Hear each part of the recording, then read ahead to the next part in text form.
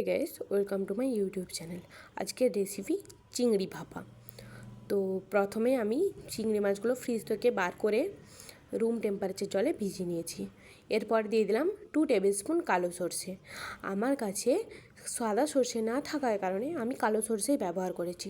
তো এরপরে দিয়ে দিলাম 4টে কাঁচা লঙ্কা, ঝাল অনুসারে। তোমরা তোমাদের যদি বেশি ঝাল খেতে চাও তো দিতে পারো। আমি কম ঝাল খাই, তার জন্য আমি কমই দিয়েছি। তো জলটা একটু কম মনে হওয়াতে আর একটু জল দিয়ে দিলাম। তো কিছুক্ষণের জন্য ভিজিয়ে রেখে দেবো।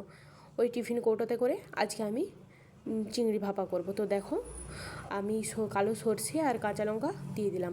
এরপরে দিয়ে দিয়েছি 3 টেবিল স্পুন পোস্ত। দেখো মশলাটা ম্যারিনেট করা হয়ে গেছে। এবারে কালারের জন্য নিয়ে নিয়েছি কাশ্মীরি লাল মির্চ। তো দেখো এবারে পরিমাণ মতো লবণ দিয়ে ভালোভাবে ম্যারিনেট করে নিলাম মশলাটা। তো দেখতেই পাচ্ছ তোমরা। তো দেখো এরপরে নিয়ে নিয়েছি কয়েকটা কাজু। দেখো পেস্ট করে নিয়েছি ভালোভাবে, দেখতেই পাচ্ছ পিনো করে পেস্ট করে নিয়েছি যাতে না কোনো কাজু থাকে। এরপর দেখো ভালোভাবে আবার মশলাটার সাথে ম্যারিনেট করে নিয়েছি। তো এরপরে দেখো চিংড়ি মাছটা আমার বরফ গলে গেছে। তো এরপরে দেখতেই পাচ্ছ আমি পরিমাণ মতো হলুদ এবং পরিমাণ মতো লবণ নিয়ে নিয়েছি। দেখতেই পাচ্ছ আমার মাছটা কম, তাই জন্য আমি একটু কম পরিমাণেই লবণটা দিয়েছি। তো দেখো ভালোভাবে ম্যারিনেট করে নিয়েছি।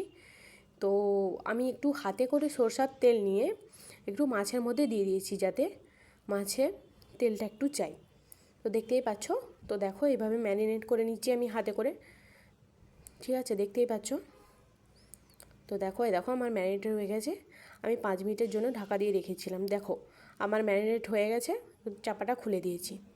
এরপরে যে আমি পেস্টটা বানিয়ে রেখেছিলাম সেটা মাছের ওপরে দিয়ে দিলাম। তো দেখতেই পাচ্ছ দিয়ে দিয়েছি।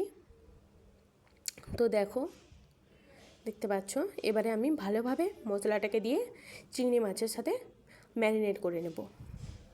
তো দেখো আমি ম্যারিনেট করছি কিভাবে, তোমরা তোমাদের ভালোভাবে তোমাদের মনের মতো করে ম্যারিনেট করবে। আমি হাতে করেই করে নিয়েছি। তো দেখো যে মশলার পেস্টটা ছিল সেই জলটা একটু দিলাম যাতে চিংড়ি মাছগুলো সিদ্ধ হয় এবং মশলাটা কাঁচা কাঁচা না গন্ধ ছাড়ে। এরপর দেখো 1/2 টেবিল স্পুনের মতো লবণ দিয়েছি। এরপর দেখো উপর থেকে দিয়ে দেব সর্ষের তেল, দেখতেই পাচ্ছ। তো আমি একটু সর্ষের তেলটা বেশি দিচ্ছি যাতে টেস্টটা ভালো আসে, ওই জন্য। তো দেখতে পাচ্ছ একটু হালকা করে ম্যারিনেট করে দিলাম যাতে তেলটা সব দিকেই ছড়িয়ে যায়, তার জন্য। তো দেখো দেখতেই পাচ্ছ। দেখো এই কড়াইতে করে আর স্ট্যান্ডের ওপরে রেখে আজকে চিংড়ি ভাপা করব। তো দেখো দেখো আমি টিফিন কৌটাটা বসিয়ে দেব, দেখতেই পাচ্ছ। দেখো বসিয়ে দিলাম চিংড়ি মাছের ওই কৌটাটা।